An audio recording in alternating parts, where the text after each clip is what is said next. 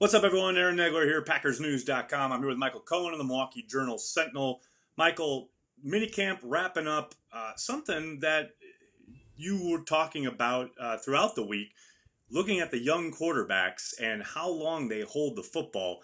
Interesting kind of development as far as it's hard to get a beat on how exactly your secondary is playing if the quarterback is allowed to hold the ball for 20 seconds.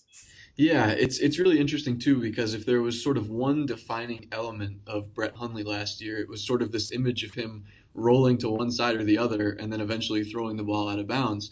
And we haven't necessarily seen as much of that during OTAs simply because what we've seen instead is both him and Deshaun Kaiser scrambling around for massive amounts of time before they throw the ball downfield. And by the time the catch is made or the throw is attempted, so many seconds have elapsed that it's beyond the realm of what would be even remotely possible in a real football game. And now I think the coaches sort of try and walk the fine line between encouraging their quarterbacks to extend plays for the sake of allowing the receivers to get through their routes and to deal with, maybe some of these second and third string offensive lines that aren't as capable as the starting offensive line.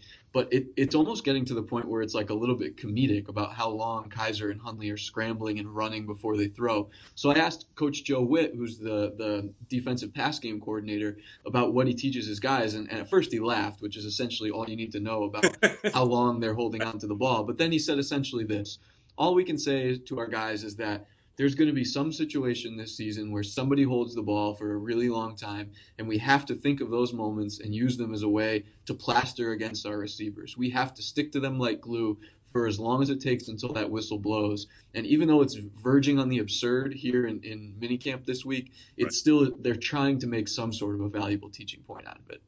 Well, we'll see what those guys do come preseason when there's actual hitting involved. But in the meantime, the quarterbacks in Green Bay will hold the ball and let it fly. There you go. All the latest from Green Bay. Make sure you're checking Michael's work at PackersNews.com. For Michael, I'm Aaron. We'll talk to you soon.